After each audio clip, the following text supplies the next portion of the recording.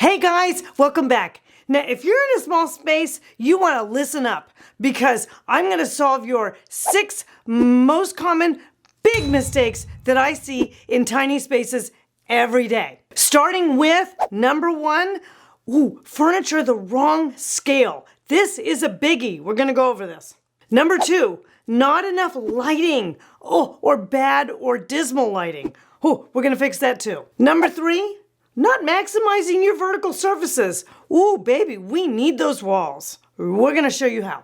4, heavy or dark window treatments. Ooh, that's a problem too. We can fix that. 5, the wrong color palette. Oh, that's a biggie too. We're going to fix that one. And 6, and last, is tiny carpets. Oh my gosh, we've talked about this before, but I'm going to show you how to fix it in a tiny space.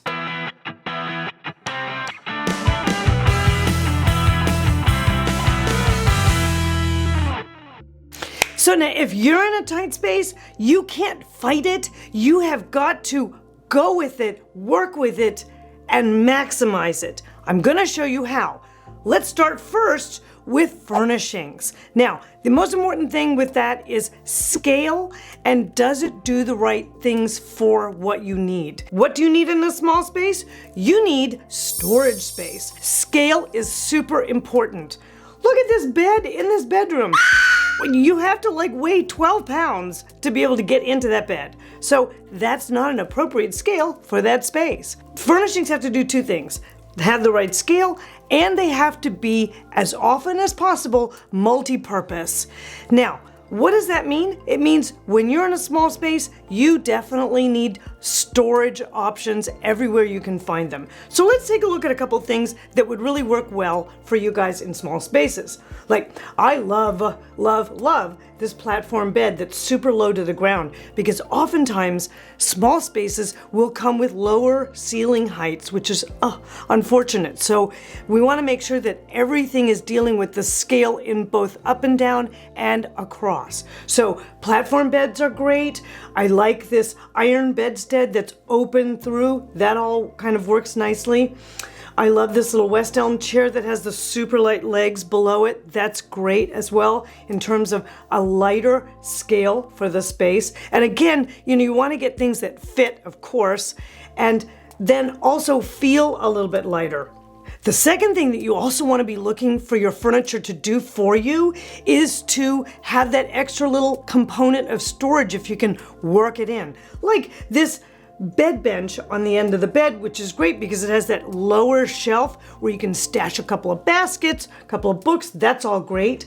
A lot of times you'll find those little ottomans or poofs that have the lift-off lid that can work as a coffee table, as well as store some stuff that you don't want to see inside. That's great. Or I've even found this little coffee table, which I love, very sort of mid-century modern, that has the pop-up side to it. You can store all kinds of stuff in that. That'd be great. There's also little side tables that have kind of magazine racks. There's lots of great options that are being made for folks that are in small spaces. So you just got to make sure you're maximizing it. All right, great. Okay, so number 2, next item that you really want to make sure you address in a small space is your lighting. Now, natural lighting, it's your friend. But if you don't have a lot of it, you have to make sure that you're adding it in, and you want to do it in layers. Now, if you've seen my video on lighting, you'll know I talk about 3 different types of lighting. There's ambient, which is general lighting. There's task or work-oriented lighting, which is often under cabinet lighting things in kitchens. And then there's accent lighting, which is decorative fixtures, sconces, those kinds of things. So small spaces, you want to make sure you're maximizing ceiling light or ambient lighting as best you can. Even if you don't have a fixture up there, you can put one up there and run a wire across, paint it out, no one will see it. I love these 2 fixtures. You want to make sure that you get as much light coming out of them as possible. I also love sconces for small spaces. They add a little bit of a trick of a wall detail, and I like them especially when they have a clear globe so you can get light shining all the way around. You're looking for light options as much as you can. Anything that you can underlight is always great too, with a little bit of a LED strip. That's always a good thing to consider.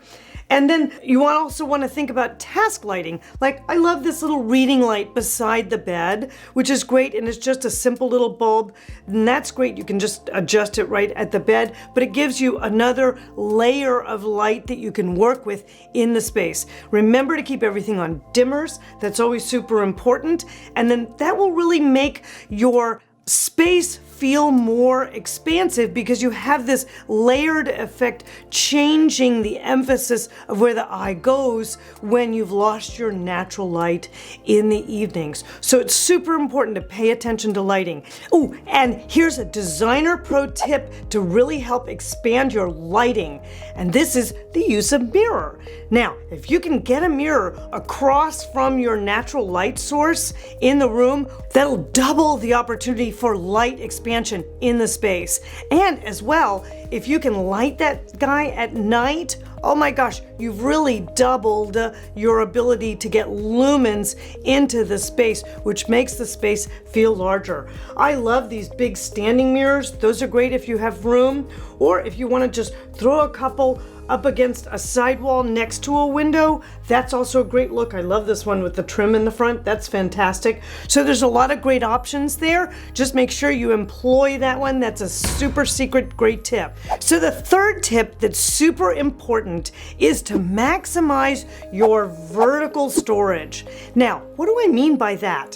When you're designing a ship, you have to make sure every nook and cranny is workable storage space.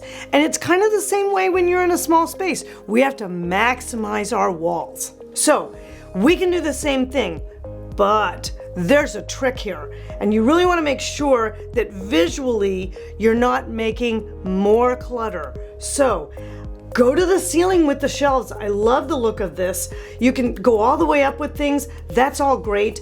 But the key to it is making sure that what goes on those shelves and in those shelves looks even and tidy and organized. Like, I love this one with the green glass collection up at the top in this little tiny shallow nook. There's nothing much there, but they've managed to put some really beautiful decor, and it all is coordinated together. So that looks really very good and intentional, and it doesn't make the space feel more cluttered or smaller. Or perhaps you can just do a coordinated set of light baskets and bowls together. That's always a good look. There's always over the door storage, which you can put into a bathroom. Those are great little sneak-a-doo solutions, and you can get all kinds of shower stuff and, extra toiletries and things going on the inside of the bathroom door. So that's always a super handy thing. And I even love, like I said, if you need to go all the way to the ceiling, look where they did this one where it's over the door and it's got a great shelf up at the top.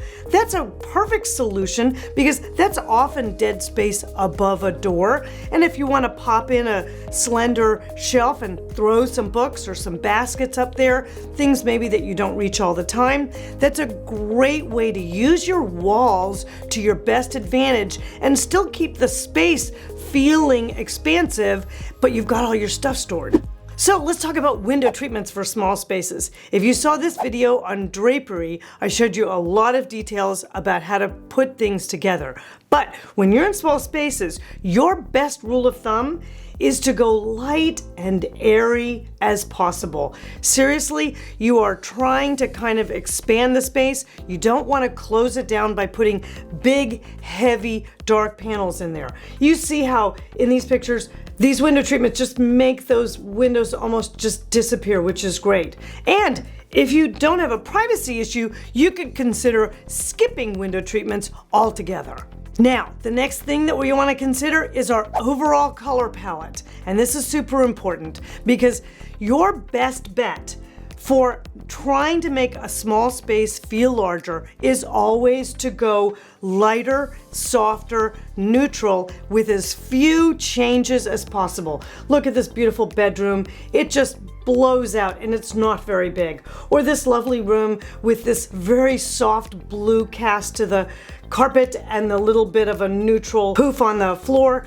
these all feel very light and airy and open, despite the fact that they're not particularly big.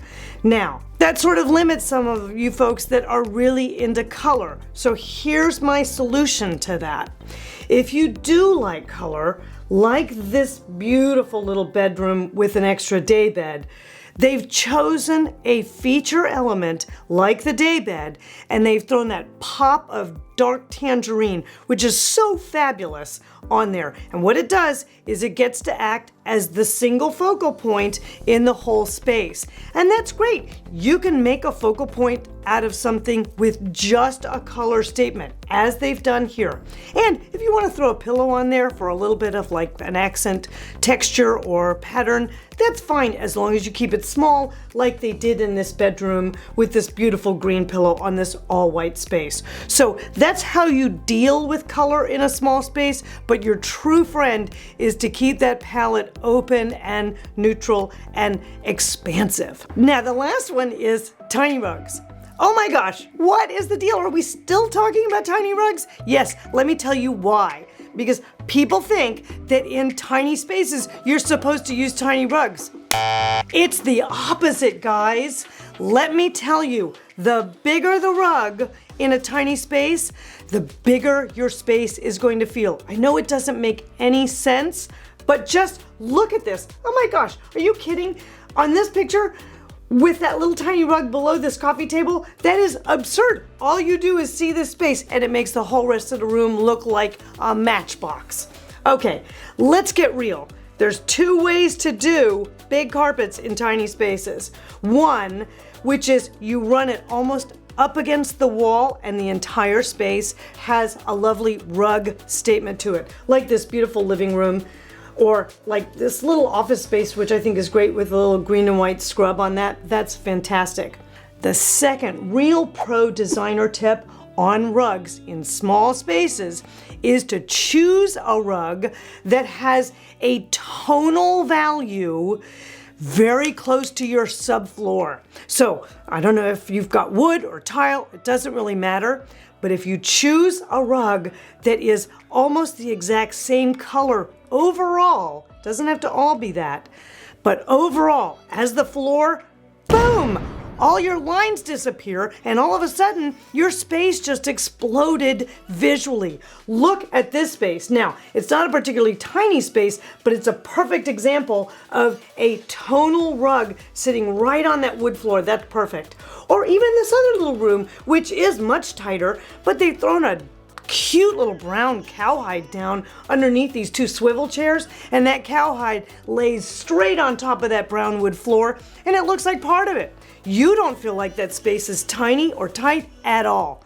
There's your pro tips with tiny rugs for small spaces. Okay guys, so now what you need to do next is go to my small space design tips video. You can click the link right here. It's got lots of additional info on small space design. Please like and subscribe, comment down below, and I'll see you next week.